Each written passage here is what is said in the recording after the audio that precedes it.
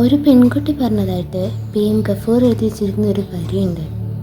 വല്ലാത്ത സങ്കടമാകുമ്പോൾ ഞാൻ എന്താ ചെയ്യാന്നറിയോ, കുറേ നേരം ആകാശത്തേക്ക് നോക്കിയിരിക്കും. എന്നിട്ട് പടച്ചവനോട് പറയും, തൂണുകളൊന്നുമില്ലാതെ ഇത്രയും വലിയ ആകാശത്തെ താങ്ങി നിർത്തുന്നവനല്ലേ നീ, വീണുപോകാതെ എന്നെയും താങ്ങി നിർത്താൻ നിനക്ക് എന്ത് എളുപ്പമാണ്. അതേ കൂട്ടുകാരെ, ഒരുപാട് വിഷമങ്ങൾ വരുമ്പോൾ, ഒരുപാട് സങ്കടങ്ങൾ വരുമ്പോൾ നമ്മളൊക്കെ എന്താ ചെയ്യല്? കരഞ്ഞ് തീർക്കുമ്പോൾ നമ്മൾ ആരോടാ പോയി പറയല്? നമ്മളിതൊക്കെ ആലോചിച്ച് നോക്കിയിട്ടുണ്ടോ?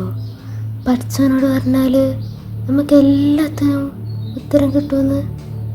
ഈ വരികൾ ഞാൻ വായിച്ചപ്പോൾ എനിക്ക് എന്തോ എവിടേക്കോ എന്തൊക്കെയോ മറന്നു പോയ പോലത്തെ ഒരു ഫീലിങ്. തൂണുകളൊന്നുമില്ലാതെ ഇത്രയും വലിയ ആകാശത്തെ താങ്ങി നിർത്തുന്നവനല്ലേ നീ. ആ ഒരു വരി വായിച്ചപ്പോൾ തന്നെ തൂണുകളില്ലാതെയാണ് ഈ ആകാശം നിൽക്കുന്നത് എന്നുള്ളൊരു ബോധം. ആ ഒരു കാരണം കൊണ്ട് എന്നെയും നിനക്ക് തൂണുകളൊന്നും തന്നെ ഇല്ലാതെ താങ്ങി നിർത്താൻ കഴിയുമല്ലോ എന്നൊരു വിശ്വാസം, ആ വിശ്വാസം പഠിച്ചവനെ അർപ്പിച്ചുകൊണ്ട് ഒരുപാട് വിഷമാകുമ്പോൾ ഒരു കുട്ടി പറഞ്ഞ ഒരു കാര്യമാണ്. എനിക്കിത് കേട്ടപ്പോൾ എന്തോ നിങ്ങളായിട്ട് ഷെയർ ചെയ്യണമെന്ന് തോന്നി. നിങ്ങളും ഇനി എന്തെങ്കിലുമൊക്കെ വിഷമം, നമുക്ക് ലൈഫിൽ വിഷമങ്ങളില്ലാണ്ട് ജീവിക്കാൻ ആരും ഇല്ലാന്നേ. എന്ത് ചെറിയ വിഷമമായാലും അത് വരുമ്പോൾ ചെന്ന് പടച്ചവൻ്റെ അടുത്ത് ഉള്ളൊരുക്കൊന്ന് പ്രാർത്ഥിച്ച് നോക്കിക്കേ. എന്താ പടച്ചവൻ പറയണേ? പടച്ചവൻ ഇങ്ങോട്ട് ഉത്തരം തരണത് അവിടെ നിന്ന് ഇപ്പോൾ തന്നെ ഇങ്ങനെ പറയത്തൊന്നുമില്ല. പക്ഷേ നമ്മളുടെ ലൈഫിൽ ഓരോരോ മൊമെൻറ്റ്സിൽ നമ്മൾക്ക് ഇങ്ങനെ പറയും, പടച്ചവൻ നീ ഇത്രയും നാളും കണ്ടതൊന്നും അല്ല നിനക്ക് തരാനിരുന്നത്, ഇതിനേക്കാൾ എത്രയോ വലിയ കാര്യങ്ങളൊക്കെ നിനക്ക് ഇനി തരാനുണ്ടെന്ന് പടച്ചവൻ ഇങ്ങനെ നമ്മുടെ അടുത്ത് പറഞ്ഞുകൊണ്ടേയിരിക്കും.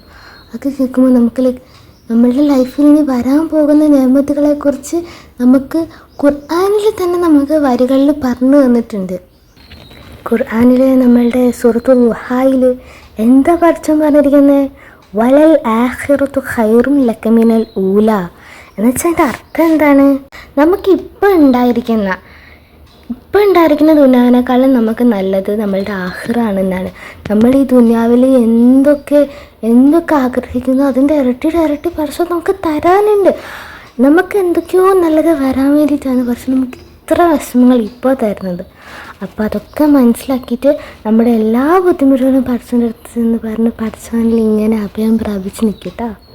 ശരി, അസ്സലാമു അലൈക്കും.